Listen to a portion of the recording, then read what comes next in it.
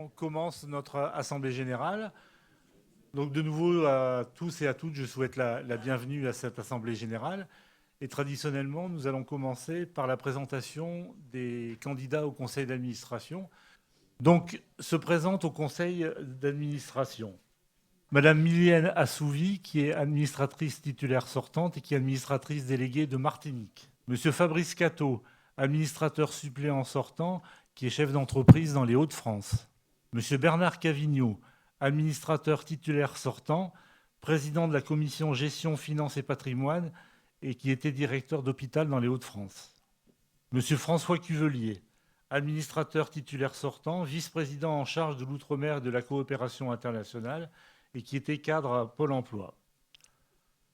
Madame Catherine de Brucker, administratrice titulaire sortante, secrétaire générale de l'association et qui était professeure de philosophie à l'Université de Lille.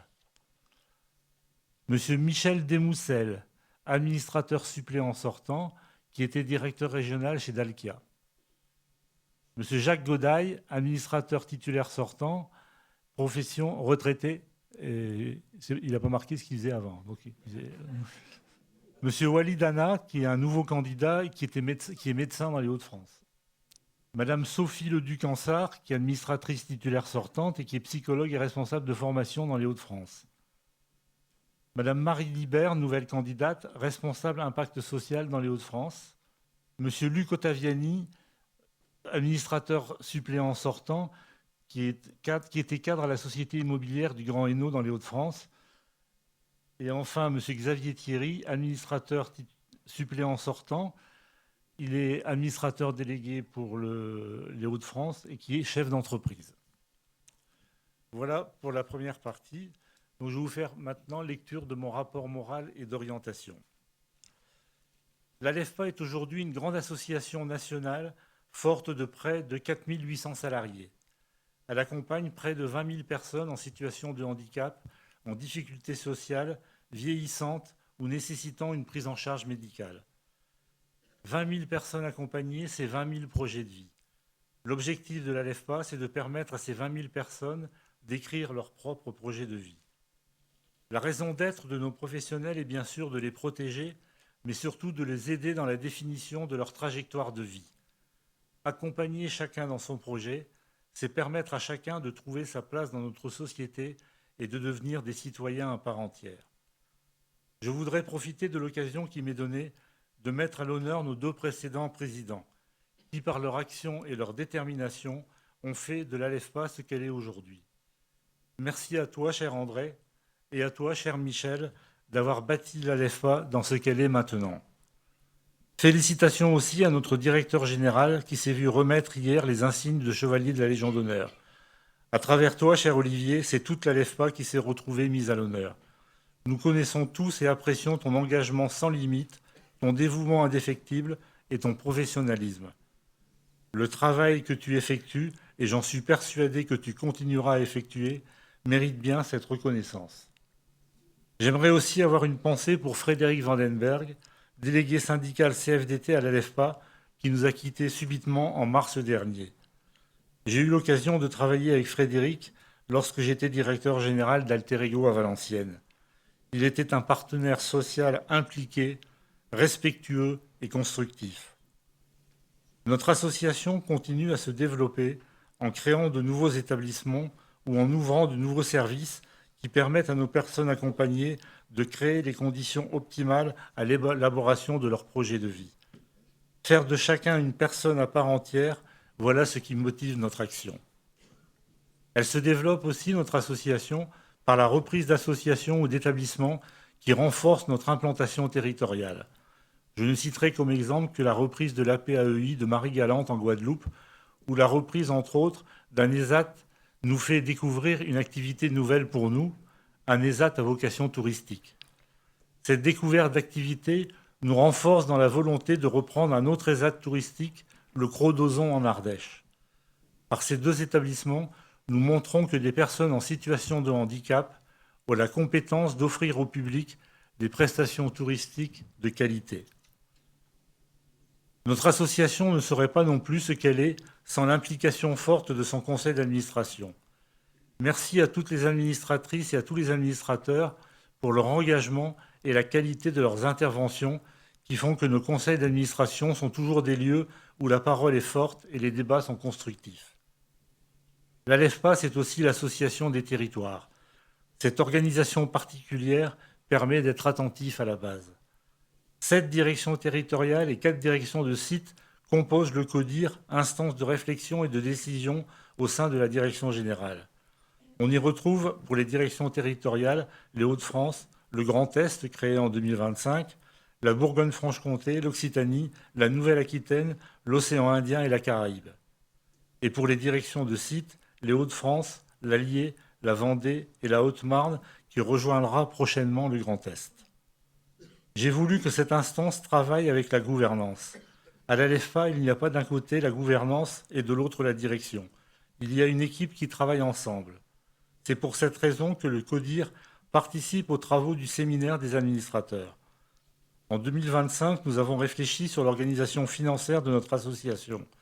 En 2026, nous avons commencé à travailler sur le futur projet associatif 2028-2032, appelé Horizon 2032, dont je vous parlerai davantage ultérieurement et qui sera en chantier pour les 2 années 2026 et 2027. L'objectif étant de présenter ce nouveau projet associatif en fin d'année 2027. Travailler avec le CODIR est d'une grande richesse pour le conseil d'administration de notre association. Cela permet à notre conseil d'être au fait des problématiques des différents territoires et aussi de s'inspirer de réussites et de projets de toutes les régions. C'est ensemble, par ces regards croisés, que nous avançons et c'est ensemble que nous réussirons. Le contexte géopolitique et économique ne nous amène pas à être optimistes pour les années à venir. Les temps prochains vont être durs.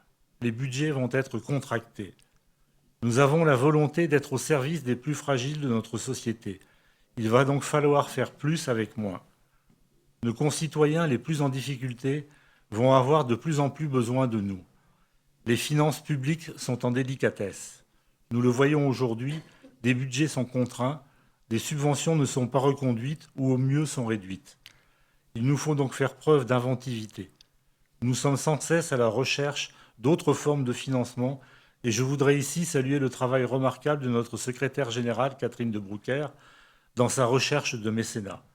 Grâce à cette ressource, nous avons pu continuer à financer des actions au profit de nos personnes accompagnées. Mais cela ne suffira pas. Nous nous devons d'être attentifs à nos recettes, à nos dépenses, et particulièrement de surveiller le groupe 2, charge de personnel. Ce travail a été entrepris à l'issue du séminaire des administrateurs en 2025. L'arrivée au sein de la direction générale d'un contrôleur de gestion va dans ce sens. Il axe son travail sur la direction territoriale des Hauts-de-France et gageons que cela contribuera à rééquilibrer financièrement ce territoire anormalement déficitaire depuis quelques années. Vous comprendrez donc que nous mettons tout en œuvre pour que les directeurs d'établissement gèrent leur structure en bons pères de famille. C'est au prix d'une gestion rigoureuse que nous pourrons permettre aux personnes qui nous sont confiées de vivre leurs projets de la meilleure façon possible. Lors du séminaire des administrateurs auxquels ont participé les directeurs territoriaux, les directeurs de site et les directeurs de la direction générale, nous avons abordé notre futur projet associatif que nous avons appelé Horizon 2032. Le projet associatif n'est pas un document anodin que l'on rédige tous les 5 ans et que l'on s'empresse de laisser dans un tiroir. C'est un document stratégique qui définit la vision, les missions et les valeurs de l'association. Il permet de mobiliser les acteurs autour d'un cap commun, de renforcer la cohésion interne et de convaincre partenaires, financeurs et donateurs. Le projet associatif doit être un document repère pour toutes les parties prenantes de notre association, personnes accompagnées, professionnels, partenaires. Ce projet doit définir la place que nous voulons pour l'ALEFPA en 2032. Nous avons une volonté, faire que notre association apporte sa contribution à une société plus inclusive. Nous avons donc une responsabilité, agir sur la société pour que les personnes que nous accompagnons trouvent leur juste place dans cette société. Accompagner chacun dans son projet, c'est aussi mettre les conditions pour que les personnes accompagnées puissent faire société. Quelle ALEFPA voulons-nous pour demain ? Nous voulons une association plus démocratique où la parole de chacun est entendue, reconnue et prise en compte. La vérité n'appartient pas à quelques-uns, elle est le fruit de confrontations et de débats. Nous voulons une association plus ouverte sur l'environnement, tout en tenant compte de l'évolution de la société, afin que les personnes accompagnées puissent être en phase avec ce que celle-ci leur propose. Nous voulons une association plus engagée, notamment auprès des plus démunis, qu'elle soit le porte-parole de ceux qui sont bien souvent perçus comme des invisibles. Les accompagner dans leurs projets, c'est aussi leur donner la parole et parfois être leur porte-voix. Il ne s'agit pas de parler à leur place, mais de mettre en place des actions qui leur permettent d'exprimer leurs besoins et leurs ressentis. Toutes les actions que nous engagerons doivent trouver leur source dans la parole des personnes accompagnées et dans leurs souhaits. Nous ne devons pas faire à la place d'eux, mais promouvoir des actions et des modes d'action qui permettent l'expression des desiderata de chacun. C'est à ce prix que nous conforterons notre association en une association engagée. Vous le comprenez, je souhaite que la rédaction de notre nouveau projet associatif soit l'occasion de donner la parole à toutes les composantes de notre association, personnes accompagnées, professionnels et partenaires. Le conseil d'administration, à l'occasion du séminaire de mars dernier, a souhaité que son organe décisionnaire laisse une juste place aux personnes accompagnées. C'est pourquoi nous envisageons de proposer à des représentants des personnes accompagnées d'intégrer le conseil d'administration pour que leur parole puisse être justement entendue.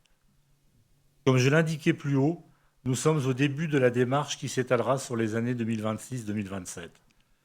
La construction du projet associatif 2027-2032 sera participative, à l'image du précédent, mais nous souhaitons aller plus loin encore en donnant la parole à ceux qui n'ont pas forcément tous les codes pour y contribuer.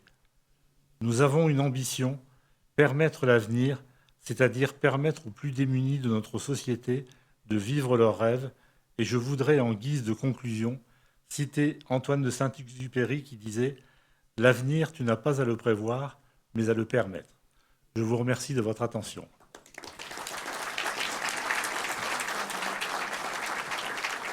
Je passe la parole maintenant à Patrick Caner, vice-président de notre association. Merci, Président. C'est un pupitre large, hein, donc on va pouvoir parler tranquillement. Mesdames et messieurs, chers amis, beaucoup d'entre vous étaient présents hier soir et vous avez eu beaucoup de discours. On va essayer d'essayer de vous permettre de vous concentrer sur l'activité et l'actualité de la LEFPA. Et il est d'usage, depuis maintenant quelques années, de me demander un peu de contextualiser par rapport à la société qui est la nôtre, notre Assemblée générale, et d'avoir peut-être une focale plus politique, sans être politicienne, sur ce qui nous attend pour l'année à venir. Les années passent vite à la LEFPA, et vous l'avez vu, avec une activité qui est absolument extraordinaire aux quatre coins du monde, en particulier bien sûr dans l'Hexagone, mais aussi sur nos Outre-mer. Et on en discutait avec François Cuvelier il y a un instant, l'objectif pacifique devient pour nous un objectif important. Moi, je pense beaucoup à la Nouvelle-Calédonie, lui à Wallis et Futuna. Voilà, on verra bien qui va gagner dans ce contact. Mais c'est vrai que la Nouvelle-Calédonie, un dossier que je suis particulièrement au Sénat, c'est un sujet très compliqué. Il va y avoir des élections provinciales le 28 juin, enfin. De nouvelles directions, de nouveaux dirigeants vont sortir de ces élections provinciales. Et j'espère que nous pourrons contacter ces nouveaux grands élus néo-calédoniens pour pouvoir envisager des collaborations et une implantation sur le Caillou, comme l'on dit, qui a tant besoin, je pense, de structures sociales et médico-sociales. Et je suis convaincu que la LEFPA est en capacité de pouvoir apporter des solutions. Alors, que vous dire en ce début d'Assemblée générale, les éléments que m'a fournis notre nouveau légionnaire, Olivier Baron, ici présent, vous remarquerez, il a un petit ruban rouge sur le côté du costume, me disait, il faudrait peut-être parler des Alefpiades. On les connaît, les Alefpiades. Et en parlant des Alefpiades, je me remémore, mais comme vous sûrement, ces images terribles que nous avons vues après la finale de la Ligue des Champions. C'est pas tout à fait la même chose. entre les valeurs que nous défendons aux Alefpiades, de bienveillance, d'altérité, de tolérance, de proximité, et puis ce que nous avons vu malheureusement dans les rues de Paris, mais pas que dans les rues de Paris. 71 villes en France ont connu des événements similaires, alors bien sûr avec des échelles moins importantes, heureusement, pour les biens publics, heureusement pour les biens privés, heureusement aussi pour nos forces de l'ordre que je tiens à saluer particulièrement et qui ont subi beaucoup de blessés, malheureusement, et souvent des blessés graves. C'était des hordes, c'est une émeute urbaine. Et je ne confonds pas d'ailleurs les supporters du Paris Saint-Germain, qui n'est pourtant pas mon équipe de cœur. Il faut le dire, pour ceux qui connaissent mon bureau au Sénat, il y a beaucoup de maillots de foot. J'ai jamais pu trouver un maillot du Paris Saint-Germain, surtout avec 2 étoiles. Mais je respecte tous ceux qui aiment le Paris Saint-Germain dans cette salle, sinon je vais me faire que des amis. Mais ce que nous avons vu, c'est terrible. Ça veut dire qu'un événement sportif devient le prétexte à c'est pas une contestation, c'est pas une protestation, c'est un désordre social dans lequel des jeunes, et on se demande parfois ce qui peut passer dans leur tête, se retrouvent à vouloir exprimer leur colère, leur désenchantement, une forme de vilainie, disons-le clairement, parce que je ne pardonne rien, vis-à-vis de la société. Et pour ce qui sont les valeurs de l'ALEFPA, évidemment, ça nous a beaucoup, beaucoup choqués. Il faut le savoir. Et nous avons donc peut-être une responsabilité particulière. Et je sais, quand on voit ces images qui ont défilé pendant quelques minutes devant nous, et je sais que nous préparons des jeunes, parfois en difficulté, parfois en situation de handicap, à pouvoir occuper une place dans la vie, une place normale, dans une société qui est très dure et qui parfois ne les regarde pas avec suffisamment de bienveillance, pour reprendre l'expression. Alors, nous nous préparons, mesdames et messieurs, chers amis de l'ALEFPA, chers adhérents, et je voudrais bien sûr saluer le président Dubois, saluer le président André Henry, saluer le président Michel Caron, ici présent, et des générations de présidents et tous les directeurs qui sont ici présents autour d'Olivier, les membres du conseil d'administration, les adhérents, et des nouveaux adhérents qui nous ont rejoints. Permettez-moi, une petite parenthèse, de saluer particulièrement mon ancienne collègue au conseil municipal de Lille, Marc-Christine Stagnet, qui vient d'adhérer après quelques années de mandat en mairie de Lille, quelques années, étalées sur 2 siècles. Comme cela, vous savez la longueur de ce mandat important auprès de Pierre Mauroy et de Martine Aubry. Bienvenue parmi nous, ma chère Marie-Christine. Vous dire à toutes et à tous que cette année qui s'ouvre pour l'ALEFPA, au travers de cette Assemblée générale, est une année qui sera extrêmement inquiétante sur le plan, on va dire, démocratique, pour notre pays qui subit des tensions, qui subit des colères, des fractures, souvent des replis, violence du débat public, violence dans la rue, je l'ai évoqué il y a quelques instants, défiance envers les institutions, sentiment d'abandon de nombreux territoires, de relégation, de déclassement, une forme de fatigue dans notre pays, qui pourtant a des atouts extraordinaires, qui reste la 7e puissance économique du monde, mais le climat n'est pas bon et notre démocratie risque de s'abîmer dans les mois et l'année à venir. Pourquoi risque-t-elle de s'abîmer ? Parce que les solidarités se délitent et que le message du Conseil national de la résistance, on l'a évoqué hier lors de la médaille d'Olivier Baron, de la Légion d'honneur d'Olivier Baron, le message des jours heureux qui en sont sortis se retrouvent aujourd'hui menacés manifestement et que l'intérêt privé, l'intérêt particulier l'emporte sur la notion d'intérêt collectif, d'intérêt général, pour reprendre aussi cette expression. En tout cas, nous sommes partout sur les territoires et nous faisons notre boulot. C'est un nous collectif qui nous permet de dire que voilà, nous prenons notre part, notre petite part à éviter cette dislocation en nous occupant de la vieillesse isolée, en nous occupant du handicap insuffisamment reconnu, en nous occupant de l'enfance en danger, de la précarité, des souffrances psychiques, des ruptures familiales, et nous apportons finalement du bien social, et ce n'est pas un vain mot. Nous savons tous ici que ces réalités nous interpellent, elles progressent dans notre pays. Les besoins augmentent et plus que jamais, j'étais ce matin dans une réunion de travail en visio sur la préparation du budget du PLFSS et du PLF 2027.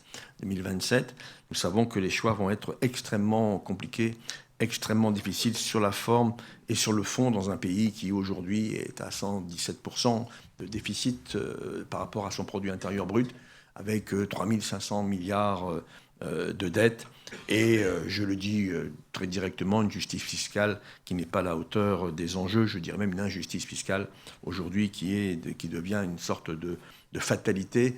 Et moi, je n'accepte pas les fatalités en politique. Alors, quel modèle de République voulons-nous, mesdames et messieurs ? Derrière les débats électoraux qui vont intervenir avec des confrontations bien légitimes, nous ne voulons pas de cette société du chacun pour soi. Nous voulons d'une société qui soit de solidarité et non pas de concurrence permanente, une société de cohésion, une société de défiance que nous combattons pour une société de confiance. Et nous devons être vigilants, car lorsque la question sociale disparaît, y compris pour des raisons budgétaires, du débat public, ce sont toujours les plus fragiles qui en payent le prix. 10 millions de pauvres dans notre pays, 40% de nos concitoyens qui ne partiront pas, encore une fois, en vacances, mon cher Marc, cette année. Et c'est l'ancien président de Vacances Ouvertes qui le rappelle ici. Cette République qui renonce parfois, progressivement, à ses protections, soit pour des raisons politiques, soit pour des raisons budgétaires, parfois pour les deux. Et cela crée ce désespoir, un désespoir démocratique.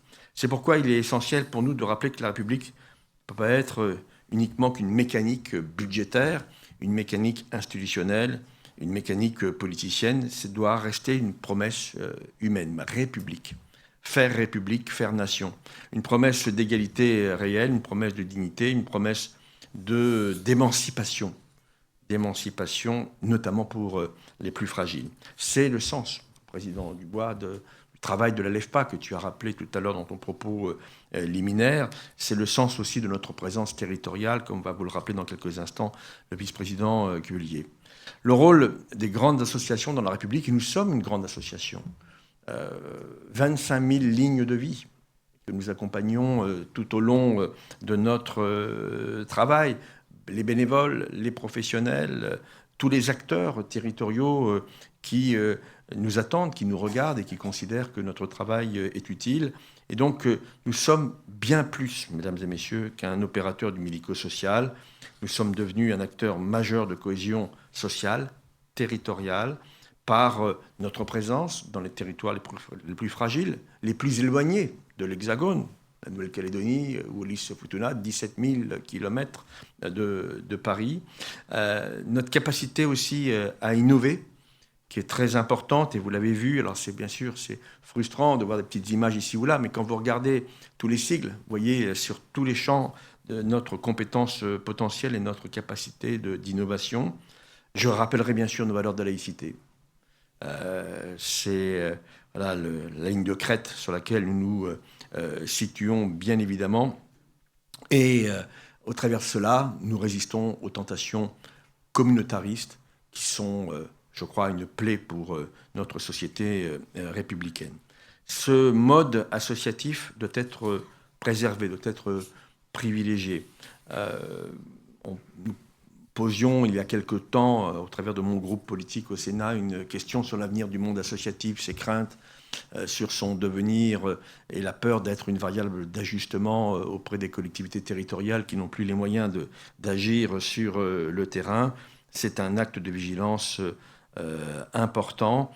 Et il est vrai que le calcul financier ne peut pas être celui qui finalement nous coupe les ailes et nous coupe notre volonté d'innovation. Moi, je n'ai pas envie, avec les vice-présidents ici présents, le président Dubois, avec les administrateurs, je n'ai pas envie que nous ne fassions que de la gestion et du suivi d'appels à projets, sacrifiant notre capacité, encore une fois, d'innovation.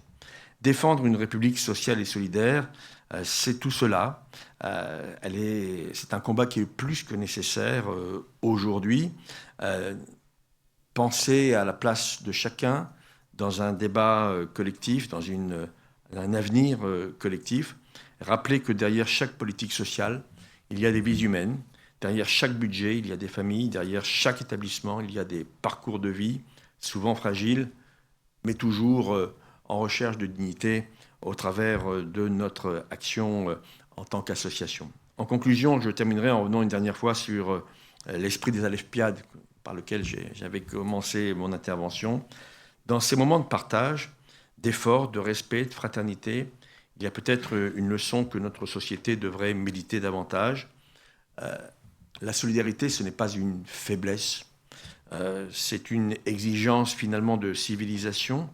Et comme nous sommes dans l'anniversaire d'un grand moment politique pour les hommes et les femmes de progrès que nous sommes, le Front populaire de 1936, 90 ans, et nous sommes au mois de juin 1936 quand les grandes mesures sont prises. Je voudrais conclure par ces mots d'Léon Blum. La société doit être faite pour l'homme et non l'homme pour la société. C'est peut-être cela, au fond, la mission des associations comme l'ALEFPA, rappeler sans relâche que derrière les institutions, les dispositifs, les politiques publiques, les budgets âprement négociés, il y a d'abord des êtres humains et qu'une république fidèle à elle-même est une république qui continue de protéger, d'accompagner, de faire grandir chacun des siens. Je vous remercie. Je passe maintenant la parole à François Cuvelier, vice-président de l'ALEFPA, chargé des Outre-mer et de la coopération internationale.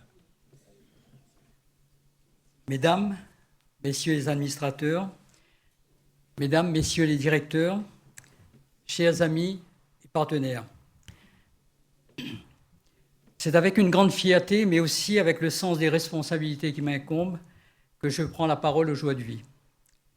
En tant que vice-président en charge de l'Outre-mer, poste que j'ai l'honneur et le plaisir d'occuper depuis maintenant 3 ans, je tenais à saluer l'acte fondateur qui a permis de structurer notre action.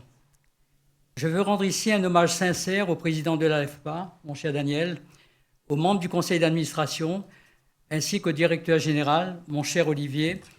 Il y a 3 ans, par leur vision stratégique, ils ont pris la décision majeure de créer cette vice-présidence dédiée, reconnaissant ainsi la place essentielle et singulière que l'Outre-mer occupe au sein de notre association. Lorsqu'on évoque les Outre-mer, on parle souvent d'éloignement géographique.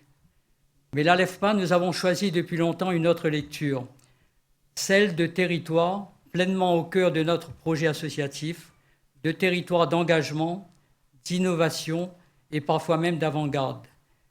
Les Outre-mer nous obligent. Elles nous obligent à penser autrement. Ils nous obligent à sortir des modèles standardisés.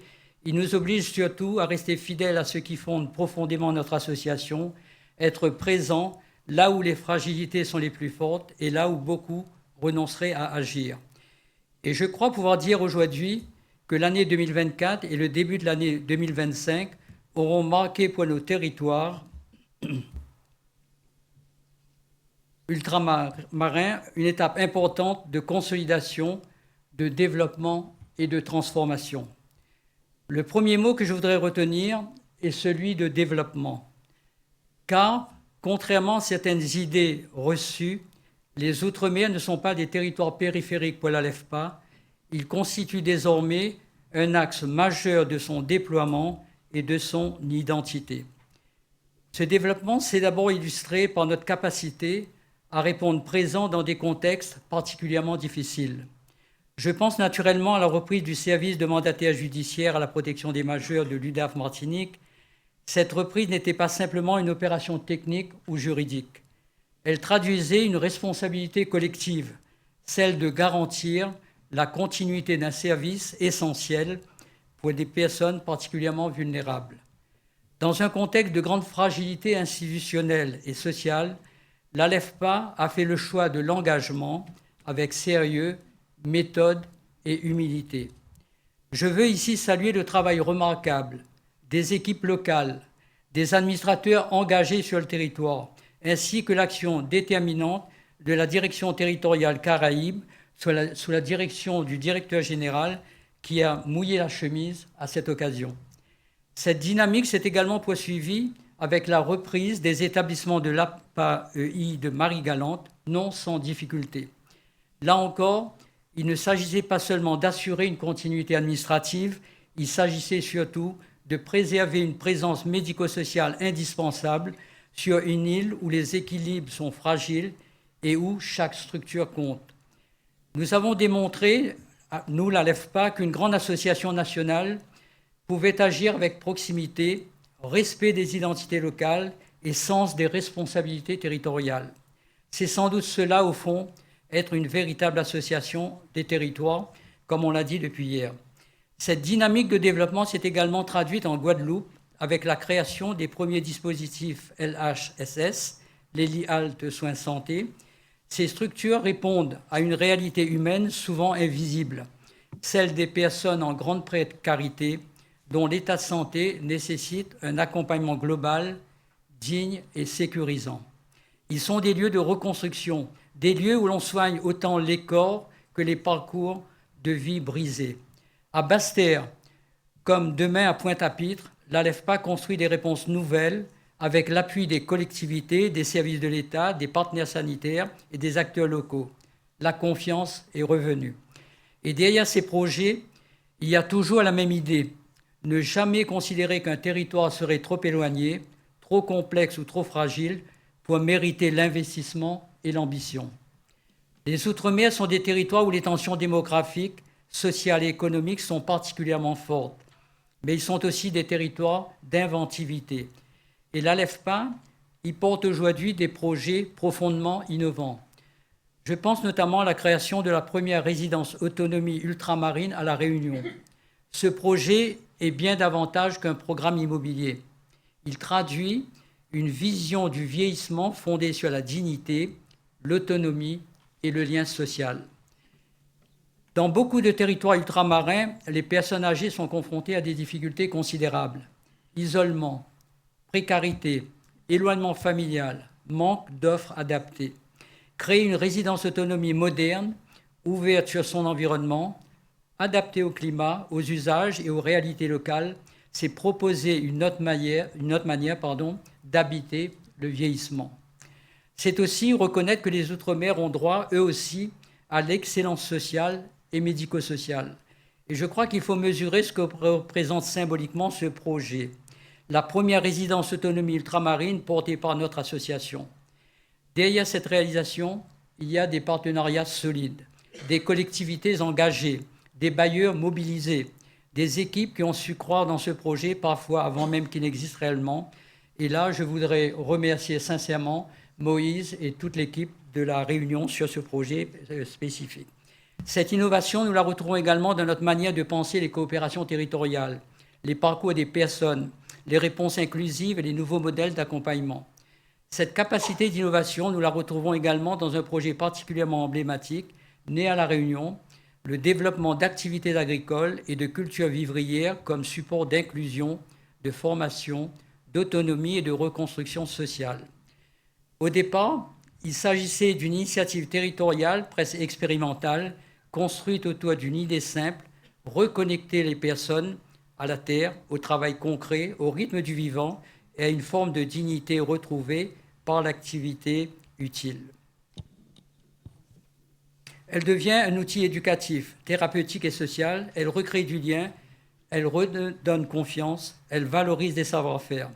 Elle permet aussi de réinterroger notre rapport au territoire, à l'alimentation, à l'autonomie et à la transition écologique. Et ce qui est particulièrement intéressant, c'est que cette dynamique née à La Réunion inspire désormais d'autres territoires de la LEFPA. Dans les Hauts-de-France, comme dans le Grand Est, des projets comparables commencent à émerger, adaptés aux réalités locales, mais portés par la même philosophie, faire de l'activité agricole un levier d'inclusion, de formation, de participation sociale et parfois même de reconstruction personnelle. C'est une démonstration très concrète de ce que peuvent produire les Outre-mer lorsqu'on leur donne confiance. Non pas simplement des adaptations locales, mais de véritables innovations associatives capables d'essaimer à l'échelle nationale. Les Outre-mer obligent à inventer, et souvent ce qui naît dans ces territoires préfigure des réponses de demain pour l'ensemble du pays. L'engagement, et notre engagement, c'est de tenir dans la durée. Mais aucun développement et aucune innovation ne valent sans engagement durable. Et c'est le troisième message que je souhaite porter aujourd'hui. Dans les Outre-mer, les difficultés sont parfois profondes. Tensions sociales, fragilité économique, pénurie de professionnels, vieillissement de population, isolement géographique. L'engagement associatif prend une dimension particulière.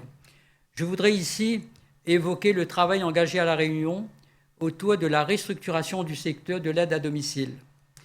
Nous savons tous combien ce secteur est essentiel. Il permet à des milliers de personnes âgées, vulnérables ou en situation de handicap, de continuer à vivre dignement chez elles. Mais nous savons également combien ce modèle est aujourd'hui fragilisé. Fragilisé économiquement, fragilisé socialement, fragilisé parfois humainement, et pourtant, sans aide à domicile, c'est tout l'équilibre des solidarités qui vacille. L'ALEFPA a donc choisi de ne pas se détourner de cette difficulté. Elle a choisi d'accompagner, de restructurer, de soutenir et de reconstruire. Cela demande du courage, cela demande de la persévérance. Cela demande surtout une vision profondément humaniste du rôle d'une association comme la nôtre, l'ALEFPA. Car notre responsabilité n'est pas uniquement de gérer des établissements ou des dispositifs, ça a déjà été dit tout à l'heure. Notre responsabilité est de maintenir des réponses humaines, là où elles deviennent vitales pour les populations. Je souhaiterais également dire un mot sur la situation particulièrement éprouvante, marquée par des crises successives et les conséquences de la crise de Garance, entre autres, qui illustre parfaitement cette réalité. Face à ces épreuves, je veux saluer ici la résilience extraordinaire de mon collègue Andli, des professionnels de l'ALEFPA, Aïcha, qui est avec nous ce matin, sur place, dont l'engagement sans faille auprès des usagers est une fierté pour toute notre association. Cela a pu être constaté encore récemment lors d'une visite de terrain d'une délégation sénatoriale avec notre vice-président Patrick Caner. C'est d'ailleurs sur cette terre de courage que nous poserons bientôt enfin les jalons de demain avec le lancement prochain de la construction de l'établissement du futur, comme aime à le dire si justement notre directeur général, après des difficultés liées au contexte et aux réalités locales. Avant de conclure, je voudrais vous citer une expression créole bien de chez nous, simple mais profondément symbolique. Allons causer. Si mes causes créoles avec Zot, je ne te comprendrai pas, donc mais ça explique à Zot ça aux oreilles. Alors, le projet Allons causer n'est pas simplement un slogan ou une méthode d'animation territoriale, on verra ça par l'image tout à l'heure, l'image et le son. Il traduit une ambition plus profonde, c'est créer du dialogue. Allons causer, c'est créer du dialogue, du collectif, de la confiance et du pouvoir d'agir. Dans des territoires parfois traversés par les fractures, les colères ou les découragements, nous faisons le choix de la rencontre et de la coopération. Nous faisons le choix de la proximité humaine. Nous faisons le choix d'un développement qui ne soit pas seulement économique ou institutionnel, mais profondément humain et territorial. Et je crois sincèrement que les Outre-mer apportent aujourd'hui beaucoup à l'ALEFPA. Ils nous rappellent que l'innovation naît souvent des contraintes et des difficultés, que l'engagement se mesure dans la durée et que l'humanisme n'a pas de sens que lorsqu'il s'incarne concrètement auprès des plus fragiles. Je veux remercier très chaleureusement l'ensemble des professionnels, des cadres, des partenaires institutionnels, des administrateurs et des élus locaux. On les oublie bien souvent, mais nous sont d'une aide extrêmement précieuse, qui rendent possible cette dynamique. Car derrière chaque projet, il y a toujours des femmes et des hommes engagés. Et derrière chaque territoire, il y a une espérance collective à faire vivre. Et parce que nos territoires ultramarins nous rappellent chaque jour que rien n'est jamais définitivement acquis, je voudrais, avant de conclure, ces mots d'Aimé Césaire: « Il n'est point vrai que l'œuvre de l'homme est finie, que nous n'avons plus rien à faire au monde, que nous parasitons le monde. Ces 3 années de recul nous ont prouvé la justesse de la création de ce poste de vice-président. Elle a permis de donner une voix politique à nos territoires ultramarins qui sont à la fois des espaces de défis complexes et des laboratoires d'innovation sociale exceptionnels, comme je l'ai indiqué dans mon propos.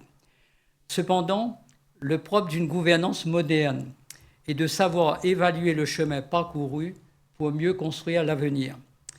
Si la création de ce poste a été une avancée historique, force est de constater aujourd'hui que les moyens mis à la disposition de cette vice-présidence restent nettement insuffisants pour répondre pleinement aux ambitions de nos territoires. Pour que cette fonction ne soit pas seulement symbolique, mais pleinement opérationnelle, ces moyens sont sujets à amélioration et doivent rapidement faire l'objet d'une négociation constructive. Au président Daniel, mon cher Daniel, et aux membres du conseil d'administration, chers amis, merci pour votre courage politique initial. Je sais que vous aurez à cœur de poursuivre cette dynamique en donnant à cette fonction les outils de sa réussite. Au directeur général, mon cher Olivier, merci pour le travail d'articulation déjà accompli. C'est ensemble, par le dialogue et la négociation de nouveaux moyens d'action, que nous pourrons donner à l'outre-mer la force de frappe qu'il mérite. Le chemin parcouru depuis 3 ans est encourageant, mais pour relever les défis immenses qui nous attendent sur le terrain, nous devons passer à la vitesse supérieure. C'est dans cet esprit de co-construction et d'exigence que je souhaite poursuivre mon mandat. Oui, il reste encore beaucoup à faire. Des territoires restent inexplorés. Et le vice-président Canet le disait tout à l'heure, on avait oublié la Guyane. La Guyane, par exemple, et Wallis et Futuna, et bien évidemment la Nouvelle-Calédonie, pour lesquelles des politiques nous ont déjà sollicités. Notre mission n'est pas terminée et de belles choses restent à faire. Et l'ALEFPA continuera avec humilité, mais avec détermination, à prendre toute sa part pour cette œuvre humaine et territoriale. Je compte sur vous, nous comptons sur vous. Merci à tous. Vive l'ALEFPA et vive la solidarité dans tous nos territoires. Je passe maintenant la parole à Catherine de Broecker pour le rapport associatif. Merci Catherine. Mesdames et messieurs, chers amis, eh bien, il me revient de faire une petite rétrospective de l'année 2025. Et ce rapport, eh bien, en principe, il a été voté, on le saura mieux tout à l'heure. Mais en tout cas, il m'a été possible de le réaliser parce que c'est la synthèse des rapports particuliers qui m'ont été adressés à la fois par les présidents de commission, par les administrateurs délégués des territoires, par les responsables de groupes de travail. Et je remercie très sincèrement tous ceux qui ont bien voulu contribuer à ce rapport. Alors 2025, et je vais faire dans ce rapport non pas la redite de tout ce que vous avez pu lire avant de voter, mais un petit focus sur un certain nombre de points. 2025, finalement, on pourrait dire c'est une année de continuité de notre vie associative. Sur tous les territoires, les administrateurs délégués ont joué leur rôle, un rôle d'accompagnement, de soutien, au plus près des personnes accompagnées, au plus près aussi des professionnels, des directeurs d'établissements, des directeurs territoriaux, parce que depuis un certain nombre d'années, eh bien, la force de l'ALEFPA, c'est cette capacité à travailler ensemble dans une certaine unité, tout en faisant en sorte que chacun soit dans son rôle et assure ses responsabilités et les assume également. Il a fallu effectivement du soutien parce que des événements difficiles ont touché nos territoires, des événements climatiques à Mayotte, mais aussi dans les Hauts-de-France, mais aussi à La Réunion. Et il a fallu une grande solidarité de la part de l'ALEFPA tout entière, de la part des amis, des partenaires de l'ALEFPA, qui ont contribué à apporter leur aide, chacun à sa manière, mais aussi par des moyens financiers qui ont été trouvés et donnés à l'ALEFPA. Alors la continuité de l'ALEFPA, ça a été bien sûr la réélection de Daniel Dubois, notre président, pour un 3e mandat. Et ceci nous a permis de poursuivre les chantiers qui étaient entrepris. Et puis notre association a aussi été marquée en 2025 par ce fait marquant, endeuillé par le décès de Didier Prevost. Et un an après, eh bien, il reste toujours très présent dans nos mémoires, par sa personnalité très engagée, par le travail qu'il a accompli, notamment dans le domaine des activités sportives, mais pas seulement. Au sein de notre association, il avait su aussi donner aux Hauts-de-France eh bien, une activité au niveau des COS qui était tout à fait nouvelle et qu'il nous faudra réactiver et renouveler.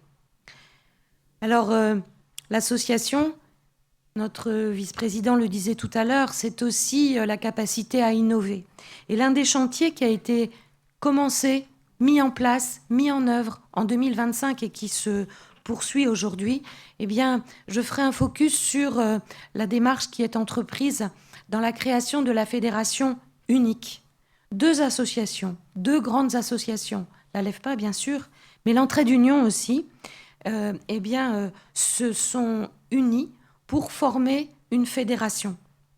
Nos 2 associations sont à la fois distinctes, mais elles ont ensemble un passé commun, une histoire qui se ressemble en tout cas par les valeurs communes que nous portons, des valeurs bâties autour d'un humanisme social qui souhaite rester à la fois vivant, engagé, novateur. Et c'est la raison pour laquelle nos 2 associations, qui ont à peu près le même âge, eh bien, se sont unies pour donner naissance à la fédération unique. La dénomination qui est à la fois la référence à l'union laïque que nous formons, d'où le tréma sur le « i » de unique, mais aussi à la unique, c'est aussi la spécificité de chaque personne accompagnée que nous voulons reconnaître dans cette appellation même comme un titre premier. C'est une voix nouvelle pour des milliers de personnes qui sont trop souvent invisibles, une voix au service de l'intérêt général, de la solidarité, de la laïcité et de l'innovation et du progrès. Les enjeux sont immenses et cette fédération, elle a commencé d'être construite en 2025 et il y a quelques jours, nous nous sommes réunis dans les bureaux de l'Entraide pour réaliser le premier bureau, le bureau constitutif de cette fédération. Et c'est là un moment important qui, je crois, eh bien, commence un travail commun et nous cherchons ensemble les bases d'un véritable engagement sur un certain nombre de chantiers.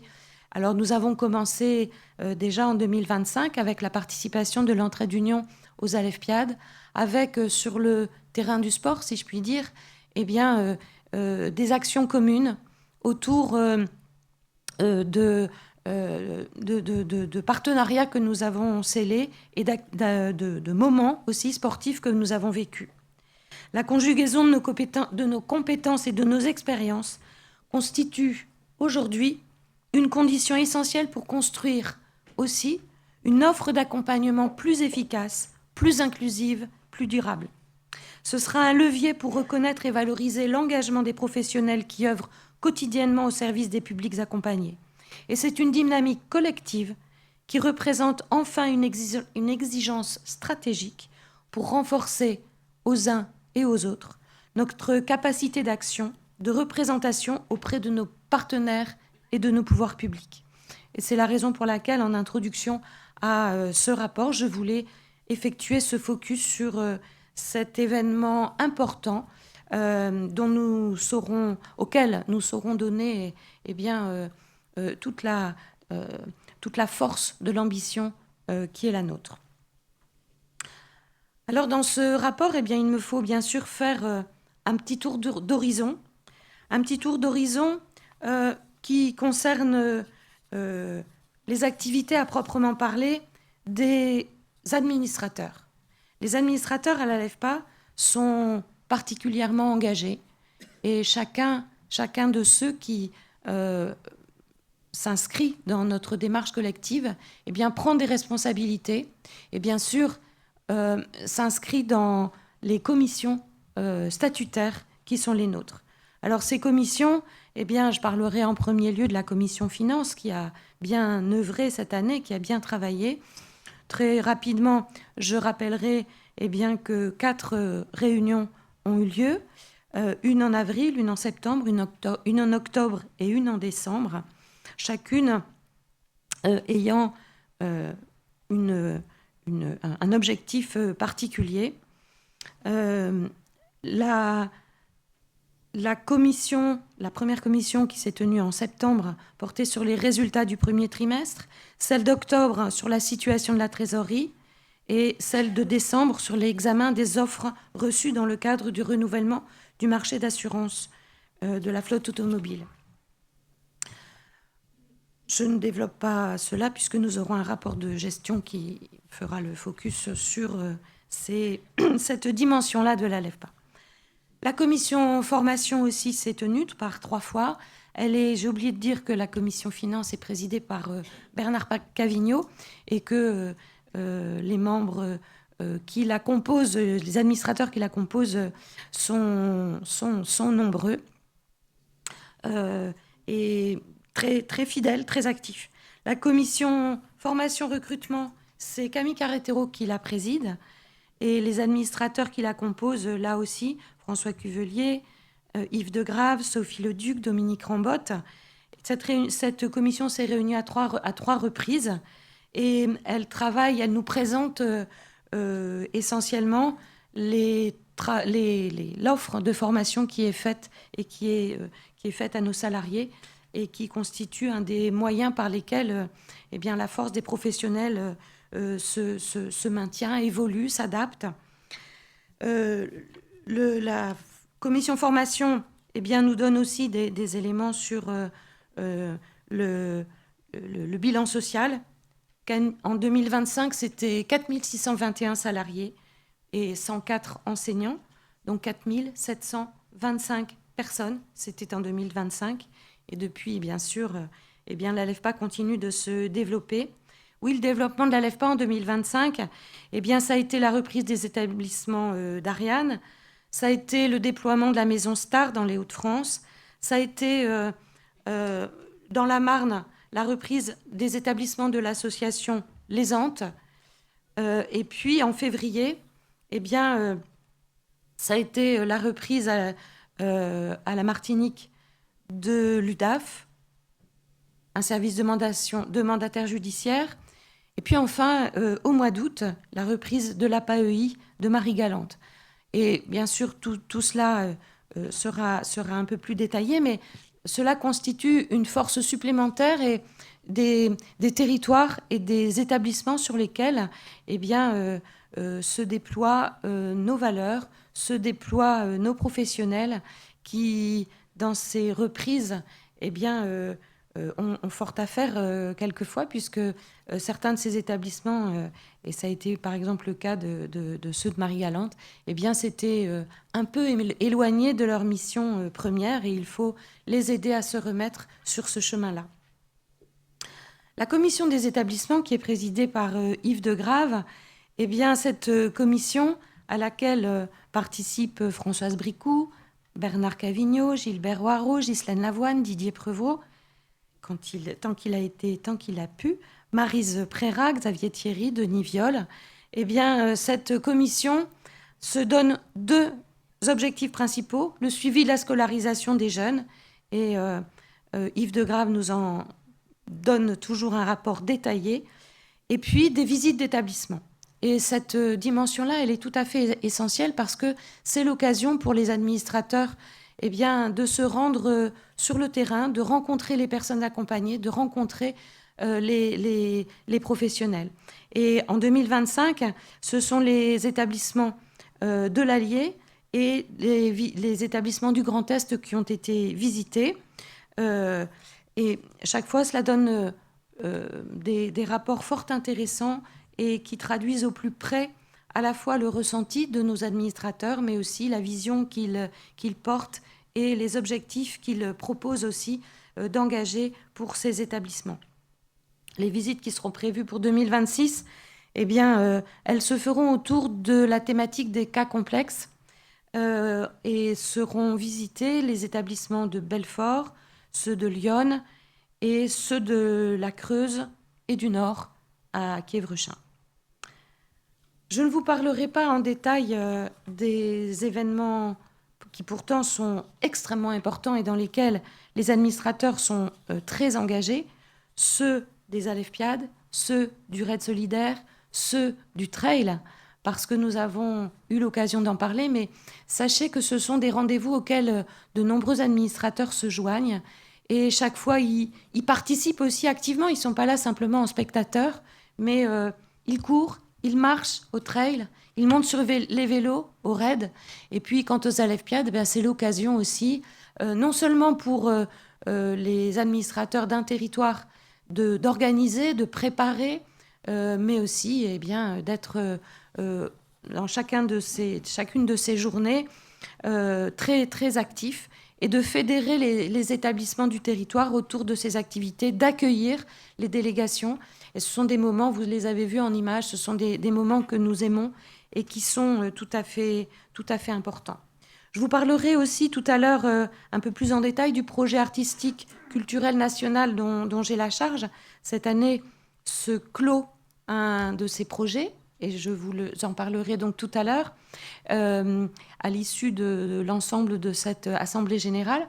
Mais nous allons entamer un nouveau projet qui va débuter pour ces 2 années et qui sera sur le thème des rêves.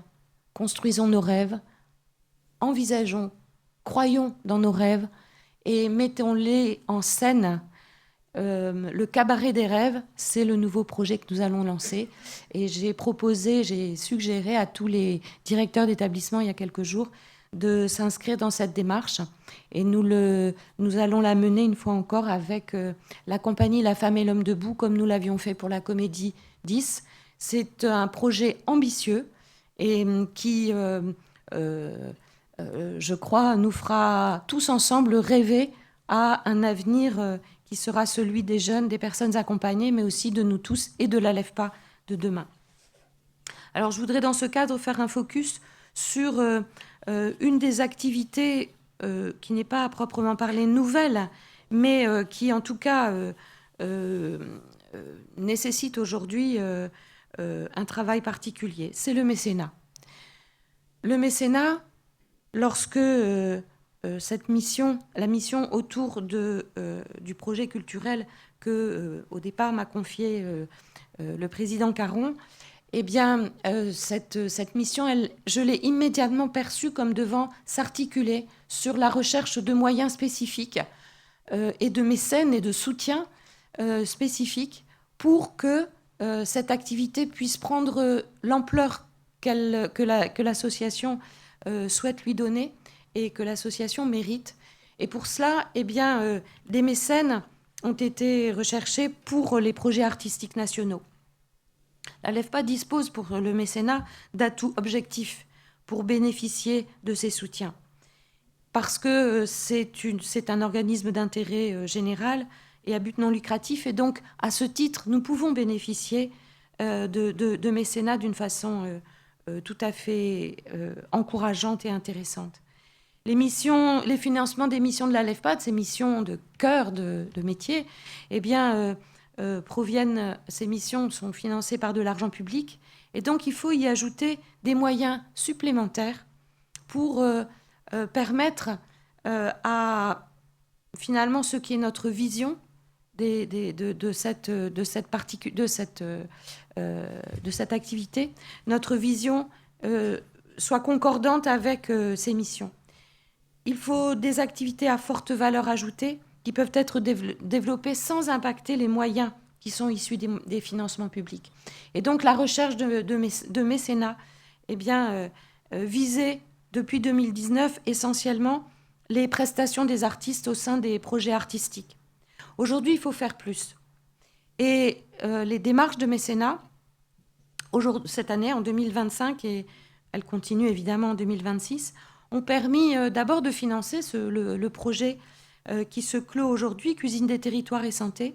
Et je remercie les soutiens de l'association de prévoyance santé, la DPS, qui est une association à but non lucratif qui souscrit des contrats d'assurance santé et de prévoyance auprès d'Allianz.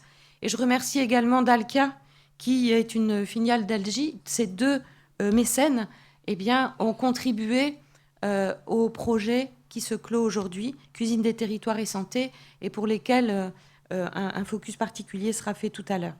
Mais la recherche de mécénat, de soutien financier, s'est faite aussi pour d'autres missions que la LEFPA s'était donnée. L'épicerie solidaire de Saint-Martin, qui a, en 2025, vu les moyens que la dette lui a alloués diminuer de 60%. C'est énorme. Or, cette épicerie solidaire, elle permettait à de très nombreuses familles à Saint-Martin de manger et de trouver les moyens d'un quotidien un peu plus facile. Et nous n'avons pas, au sein du conseil d'administration, lorsque cette nouvelle nous est parvenue, nous avons estimé qu'il n'était pas possible de laisser tomber l'épicerie solidaire. Alors bien sûr, le fonds de dotation de la LEFPA a immédiatement été sollicité. Et puis aussi la recherche d'un mécène, c'est la MGEN qui a bien voulu aider aussi au soutien de l'épicerie solidaire de Saint-Martin. Et puis dans les Hauts-de-France, c'est une autre activité qui était en difficulté, toujours pour cette même raison. Des moyens qui étaient mis en œuvre, eh bien aujourd'hui, ces moyens diminuent ou bien ils ne sont plus orientés vers ces activités, vers nos activités que nous jugeons essentielles. La MEL finançait un atelier de socio-esthétique dans les Hauts-de-France. Et c'était à titre expérimental. L'expérimentation arrive à son terme, les moyens disparaissent. Et l'activité, elle, qui est tout à fait essentielle, parce que la socio-esthétique, c'est une activité qui s'inscrit pleinement dans une démarche de solidarité et de reconstruction des personnes les plus vulnérables, celles qui sont en insertion et qui ont souvent une image un peu dégradée d'elles-mêmes. Et la socio-esthétique, c'est un des moyens, à la fois individuel et collectif, de reconstruire son image et de repartir d'un bon pied. C'est aussi le moyen de s'intéresser à soi-même et de retrouver un parcours de santé, par exemple, que ces personnes souvent ont abandonné, à la fois parce que leur parcours personnel les a éloignées de tout, mais aussi parce que l'idée qu'elles se font d'elles-mêmes n'est pas celle de quelqu'un qui mérite qu'on la soigne. Et la socio-esthétique, eh bien, c'est cette activité qui permet cela, qui permet de retrouver ce chemin-là. Et donc, il nous a semblé tout à fait intéressant de trouver des moyens nouveaux pour permettre à cette activité non seulement de se poursuivre, mais de se développer. Et c'est du côté de la Fondation Malakoff Humanis que le soutien a été trouvé. Et je remercie infiniment la Fondation Malakoff Humanis d'avoir accepté finalement notre soutien, d'avoir compris combien c'était là une activité qui nous paraissait essentielle. Et de ce fait, grâce à cette fondation, eh bien, l'activité va aussi pouvoir se poursuivre là où elle existait de manière embryonnaire, à la Martinique, à Saint-Martin. Mais je sais aussi qu'elle existe ailleurs et ça va être l'occasion aussi de fédérer cette activité au sein de la LEFPA. Et puis, le mécénat, ça a été aussi, vous en avez vu tout à l'heure un extrait, le projet d'émission télévisée Allons causer, qui a reçu aussi un soutien. Ce projet d'émission dont vous avez vu un petit extrait tout à l'heure, il est inspiré d'une émission que vous connaissez, que vous avez sans doute vu, qui s'intitule Les Papotins. Et ce projet, il a été entrepris sur le territoire de la Réunion avec cette appellation de Allons causer. Et c'est une démarche remarquable, extraordinaire, dans laquelle se sont engagés des musiciens, que ceux aussi que vous avez vus hier et qui ont créé la chanson pour le directeur général. Ce sont ces mêmes musiciens qui sont engagés aussi dans ce projet Allons causer. Et Allons causer, eh bien, le lancement de l'émission a eu lieu il y a quelques semaines, au mois de... Je me souviens plus, c'était avril, 23 avril, voilà, le 23 avril, ça y est. A eu lieu la première émission qui a été diffusée, et c'est une série de 12 émissions qui vont avoir lieu sur les chaînes réunionnaises, sur la chaîne Réunion la Première, Et j'avoue avoir terriblement envie que on s'intéresse à cette émission ici, dans l'Hexagone, et que nos chaînes nationales lui fassent une place. On va y travailler. Et donc, c'est la CRC, la Caisse réunionnaise complémentaire de la Réunion, qui a apporté un soutien, là aussi, très généreux. D'autres démarches de soutien ont été entreprises au bénéfice de la résidence autonomie de Croix. Et voilà, maintenant, c'est une démarche qu'il faut mener pour des projets qui nécessitent un complément par rapport aux moyens que nous avons. Alors, l'ensemble de la campagne de mécénat qui a été menée en 2025 et qui parfois aboutit dans ces quelques mois de cette première demi-année de 2026, eh bien, c'est environ 200 000 € qui ont pu être ainsi récoltés, ce qui, malgré tout, n'est pas une petite somme. Voilà donc pour le mécénat. Et je suis, quant à moi, finalement toujours motivée et toujours fière de présenter la LEFPA à des mécènes parce que, oui, la LEFPA, eh bien, c'est une belle association.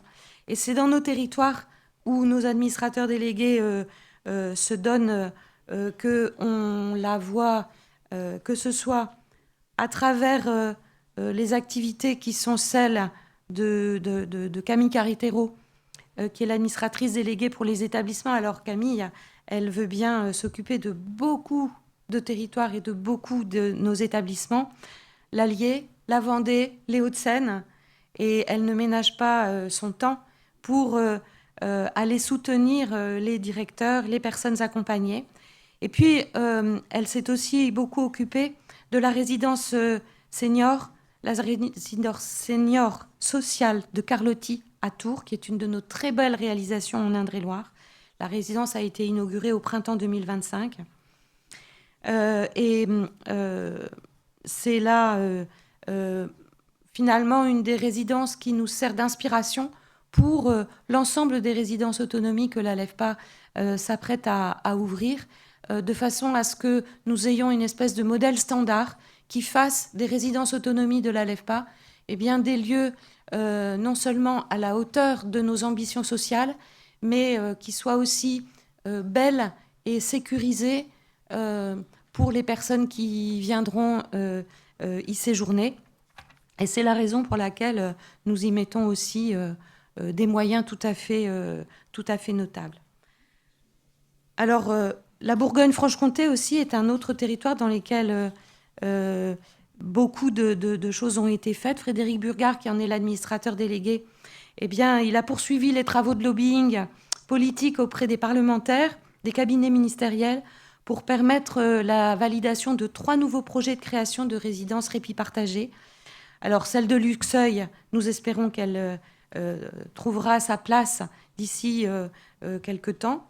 Et il travaille aussi en lien avec Jacques Cessillon, président de l'Association française pour le développement et la promotion des solutions de répit, que la LEFPA a fondé avec Jacques Cessillon. Nous sommes partenaires de façon très étroite et fondateurs de cette association. En novembre 2025, au Sénat, a eu lieu une conférence sur ce thème du répit, à l'initiative et avec le soutien de notre vice-président. Et ça a été là aussi un moment important parce que les solutions de répit font partie aussi des innovations sur lesquelles la LEFPA travaille depuis pas mal d'années finalement. Et va s'ouvrir la première des résidences répit partagées dans le chantier est en route à Saint-Blancard dans le Gers. Le Grand Est, alors le Grand Est, vous en avez eu quelques images parce que Ghislaine Lavoine, qui en est l'administratrice, a fortement œuvré pour les Alefpiades sur le territoire sur lequel les Alefpiades ont eu lieu, sur lequel a eu lieu également le RAID. Et Ghislaine, qui est aussi membre du bureau, fait en sorte que sur son territoire, qui a accueilli ce qui s'est ouvert à de nouvelles acquisitions, hein, puisque les Antes sont venus rejoindre la LEFPA, eh bien, elle fait en sorte que tous les établissements se coopèrent et se rejoignent, et notamment autour de ces 2 événements qui ont eu lieu sur le territoire, puisqu'elle a fait en sorte que les résidences autonomie et les personnes âgées de ces résidences eh bien, contribuent à la préparation et à l'organisation de cet événement, et elles ont été présentes tout au long de cette semaine. À la Guadeloupe, c'est Maryse Préra qui est l'administratrice, et Maryse est un relais indispensable sur les territoires de la Guadeloupe. Elle a de très nombreuses connaissances et eh bien, elle est très impliquée dans la vie de l'île, et elle rend d'extraordinaires services à la LEFPA, eh bien, en mettant ses relations et sa proximité au service des établissements. Alors, elle est un lien avec les maires, ceux de Basse-Terre, de Pointe-à-Pitre, et elle est souvent la voix qui vient sur place apporter les messages que notre président lui demande de transmettre. Et elle a été présente sur tous les chantiers, la reprise de Marie-Galante également. La Réunion, eh bien, ils sont 2, François Cuvelier et Gilbert O'Haraud, qui, plus discrètement, mais fort activement, est sur le territoire et est présent dans le quotidien des établissements. Alors, Daniel me fait signe qu'il faut que j'aille plus vite, et je vais céder la place sans difficulté. Nos territoires sont effectivement les lieux principaux sur lesquels agissent nos administrateurs. Et je vais aller effectivement au terme de mon intervention, mais je voulais vous dire à quel point notre engagement au sein de la LEFPA, nous les administrateurs, est fort. Nous y sommes investis. Nous formons un collectif qui est plein de diversité, de complémentarité, et ce qui nous unit foncièrement, c'est le partage des mêmes valeurs. C'était celles de nos fondateurs, c'est celles aujourd'hui qui sont les nôtres et auxquelles nous sommes fidèles.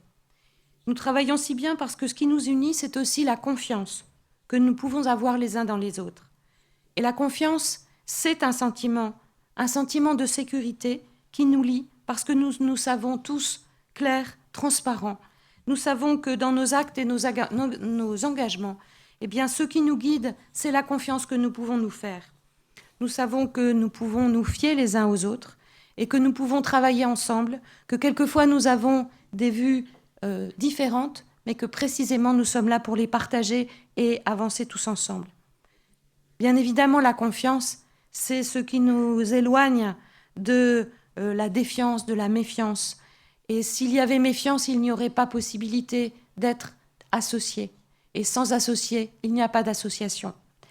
Alors, la confiance, qui est toujours un pari incertain, parce qu'on ne sait jamais si l'on peut aller au bout de cette certitude que les autres sont avec nous, eh bien, je pense qu'à la LEFPA, c'est le cas. Nous sommes tous ensemble, nous sommes confiants. Et nous avons aussi cette confiance qui nous lie avec les professionnels que je félicite, bien sûr, mais surtout que je remercie. Je remercie de leur présence et de leur volonté de travailler ensemble. Alors, merci à tous. Et ma foi, 2026 nous ouvre de nouveaux chantiers. Et là aussi, c'est en confiance que nous allons les travailler. Je vous remercie, mesdames et messieurs. Je passe maintenant la parole à Olivier Baron, notre directeur général. Bon, alors aujourd'hui, comme c'est plus mon jour, je vais faire court, mais je voudrais quand même, Monsieur le Président, Messieurs les vice-présidents, Madame la secrétaire générale, Mesdames et Messieurs les membres du Conseil d'administration, commencer mon intervention par une reconnaissance. La reconnaissance pour une personne qui, depuis 22 ans, dirige un de nos établissements de la LEFPA dans la Marne, dans la Haute-Marne, pardon. Ben, même comme ça, elle s'est reconnue. Donc vous avez remarqué qu'elle n'est pas sourde. Hein, et le DITEP Henri Viette et les MAS PASS 52. Au-delà de ses missions de directrice, elle est aussi une personnalité importante et reconnue au sein de la communauté des directeurs et des directrices de la LEFPA, croyez-moi, sa personnalité ne passe jamais inaperçue. Elle est, j'allais dire, elle est la maman, mais elle n'est pas que la maman, elle est le fil rouge entre tous les directeurs, et il y a toujours autour d'elle une grappe de personnes. Ça tombe bien, une grappe, parce que c'est proche du vin, mais elle attire beaucoup les directeurs autour d'elle. Et elle est aussi la dernière directrice, c'est pour ça qu'on en fait un focus un peu particulier, elle est la dernière directrice dite de l'éducation nationale. Il faut savoir que dans nos associations, pendant longtemps, les directeurs d'établissement étaient des directeurs mis à disposition par l'éducation nationale, et donc l'éducation nationale ayant changé son mode de fonctionnement, et désormais nous avons toujours des personnels de l'éducation nationale, mais uniquement dans des fonctions pédagogiques. Donc à ce titre, elle est porteuse de cette tradition de la LEFPA, et elle rappelle donc le partenariat avec l'éducation nationale. C'est à tous ces titres et pour toutes ces raisons que je vous demande d'applaudir Pascal Meyer qui vient me rejoindre sur la scène. C'est pour ça que ce n'était pas le moment de sortir, Pascal. Et j'appelle Monsieur le Président aussi à me rejoindre. Vous voyez qu'il n'est pas les mains vides.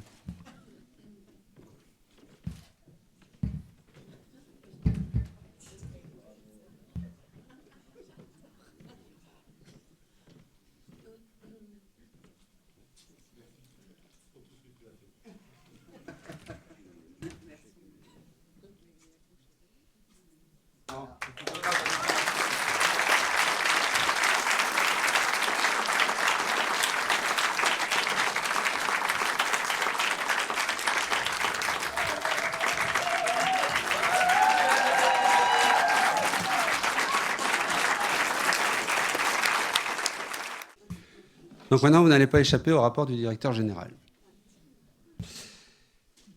L'année 2025 a commencé avec le cyclone Chido, qui était un témoignage de la grande solidarité qui s'est installée entre tous les établissements de la LEFPA et avec aussi des partenaires pour permettre à ce territoire qui a été malmené à cette occasion de surmonter les difficultés qui en ont été la conséquence. Évidemment, je salue tous nos personnels, et notamment Aïcha Boukir qui est ici présente, qui a su être la première équipe à retourner sur le terrain juste après le cyclone. Et c'est d'ailleurs pour ça que nous avons eu les honneurs d'un reportage à TF1 où je vois bien que Aïcha s'est arrangée pour qu'on voit la LEFPA, le cycle de la LEFPA, tout le temps. Donc bravo à tous. Et cette année a aussi été une année où on a poursuivi nos développements, nos activités d'innovation, et vous en avez entendu parler par les uns et par les autres. Moi, je voudrais surtout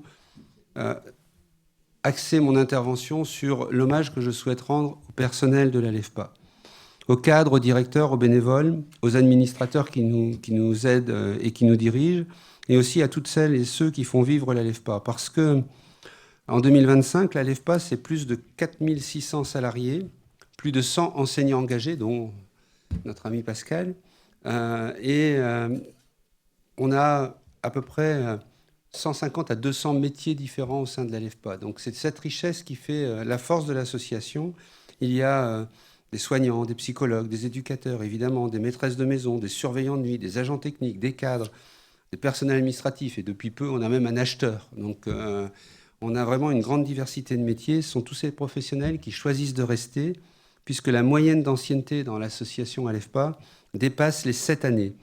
Dans une époque qui est marquée par l'instabilité et j'allais dire le zapping de la génération Z, on peut se féliciter d'avoir une ancienneté moyenne aussi importante au sein de la LEFPA. Cela prouve l'attractivité de notre association, tout le travail qui est fait pour générer de l'intérêt et de l'attrait, et également donc pour le dialogue social, qui est un sujet auquel on tient beaucoup à cœur, et je félicite ici le travail qui est porté par notre directrice des ressources humaines, Marie-Agnès Neuville, qui est en général là.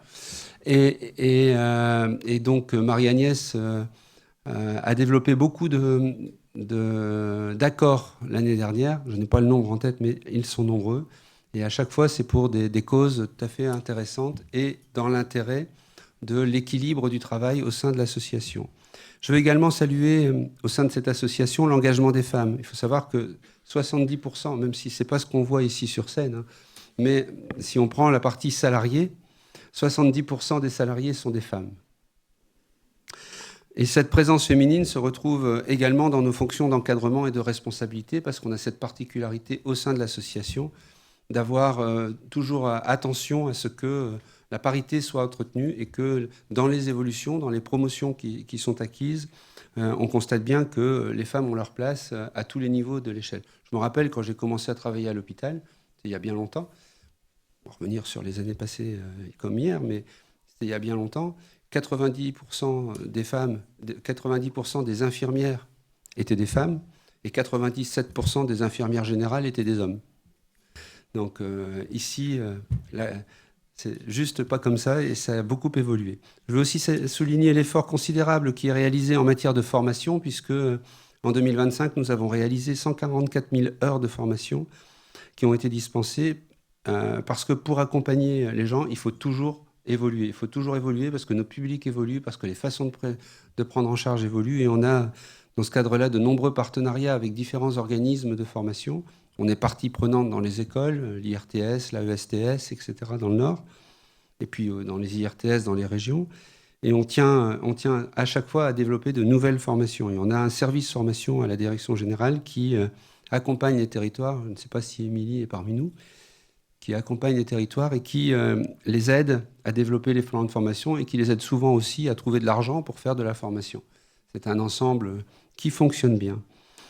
Notre développement a aussi permis la reprise, la création de nombreux emplois liés aux reprises et liés au développement nouveau. Alors, on a parlé de la Marne, on a parlé de la Guadeloupe, mais il y a également bien d'autres établissements. Et cette année, donc, même si elle n'a pas été simple du fait des tensions économiques autour du secteur médico-social, la LEFPA, donc, face aux contraintes budgétaires, a réussi néanmoins, vous l'avez vu, grâce à Hélène, a réussi néanmoins à avoir des résultats très positifs, puisque nous sortons avec un résultat d'exploitation à 5,5 millions par rapport à 335 millions de chiffre d'affaires. Ce n'est pas énorme, mais on n'est pas non plus une entreprise du CAC 40. Et par contre, ça permet de libérer une capacité d'autofinancement, nous ouvrant la possibilité de financer nos investissements, ce qui est important, et donc de poursuivre notre développement. Donc, en 2025, ça a été aussi une année sur laquelle on a vraiment commencé à investir sur le champ du développement durable.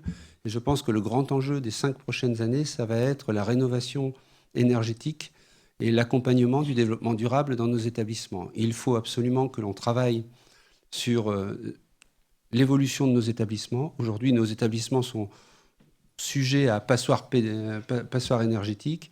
Et il y a pour nous, comme pour toutes les autres associations, un vrai plan Marshall à mettre en place sur tous les bâtiments que l'on utilise pour nos activités. Je crois qu'on a ça à faire et on a également à développer la mobilité douce. Je ne vais pas revenir sur le vélo, mais il n'y a pas que celle-là, mais il y a aussi l'utilisation de véhicules électriques et le renforcement donc, des économies d'énergie dans notre mode de fonctionnement. Donc je crois qu'on a cet enjeu pour les années qui viennent.